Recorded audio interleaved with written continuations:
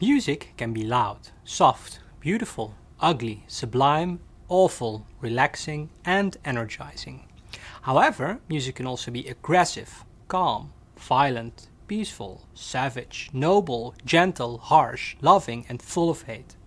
And these latter qualities do not only describe music, they also describe human dispositions and moral traits. So when someone is being aggressive or calm, violent or peaceful, gentle or harsh, he or she is acting in a moral way. That means that we can pass moral judgments on them. He was aggressive, and that was bad. She was peaceful, and that was good. In this lecture, we will further discuss this link between the ethics and aesthetics of music. Now, the claim Obama is a good president is obviously different from the claim Beyoncé makes good music. Being a good president has to do with things such as keeping the promises you made when you were elected, promoting the well-being of citizens, and keeping good relations with other countries. These are typically qualities we attribute to morally good persons. Someone who keeps his promise, someone who is not only moved by self-interest, and someone who seeks friendship rather than animosity is well on his way to become a good person. Good music, on the other hand, arguably, has to do with other qualities. For example, how loud or soft the music is, how danceable it is, how it inspires or energizes you. We think of these qualities as aesthetic qualities of beauty. Thus, good in the ethical sense is different from good in the aesthetical sense. The word good means something else in the phrase Obama is a good president than in the phrase Beyoncé makes good music. In other words, the realm of ethics differs from the realm of aesthetics. However, even if these realms seem different in our day-to-day life, some philosophers would argue that if we look closer, this difference is far smaller than we think. Plato, perhaps the most famous philosopher of all time, was interested in ethics as well as aesthetics. For Plato and his contemporaries, the differences between ethics and aesthetics was smaller and less significant than we tend to perceive in our day and age. That is to say, the governing principle for making ethical and aesthetical judgments are quite similar. Let's try to illustrate this kinship of ethics and aesthetics with a musical example.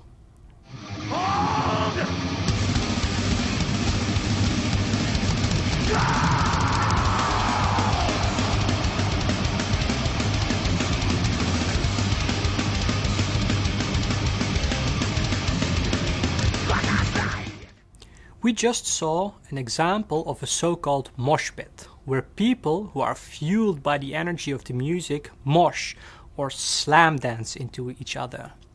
Now, without judging that this is beautiful or ugly music or good or bad behavior, I think it is safe to say that the character of the music in one way or another does correspond with the displayed behavior. The music as well as the moshing is aggressive. How one feels about aggression will of course determine whether one likes or dislikes the music as well as the displayed behavior. But nevertheless, the link between the character of the music and the character of behavior is palpably present. Now, put in more general terms, music has a power or an ability to influence our behavior. The music we just heard demonstrates this influence.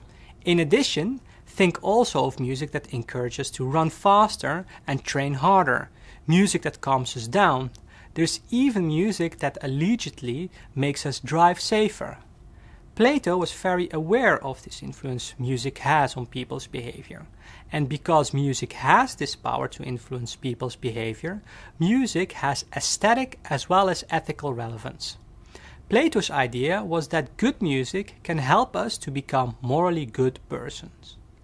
The good in good music and the good in morally good person in this context refer to the same thing, namely goodness. And goodness in Plato's view refers to something being well ordered, harmonious, beautiful, and in a state of self-fulfillment.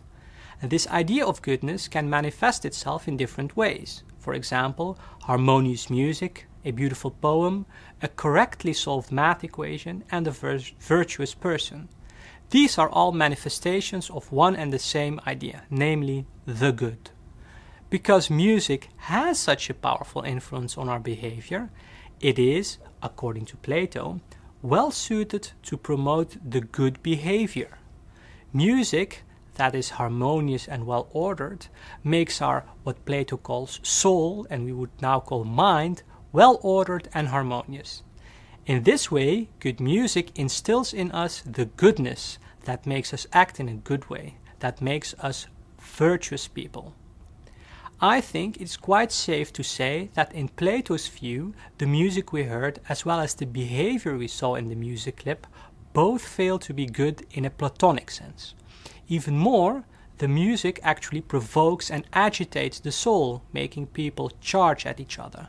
From a Platonic point of view, this music leads to bad behavior, and Plato goes as far as claiming that music that leads to bad behavior should actually be banned.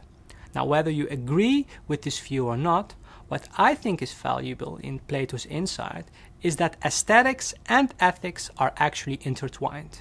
We don't have to accept that certain music needs to be banned in order to value Plato's insight that music deeply influences the way we behave. I hope this lesson stimulated you to think about the relation between aesthetics and ethics, the relation between beauty in music and beauty in conduct. I'm curious to read what you think. Do you think that music can be a source of good or bad behavior? And do you think that music should in one way or another be controlled to promote the good or to promote good behavior? Please share your insights with us. For now, I wish you all the best and hope to see you next time. Bye!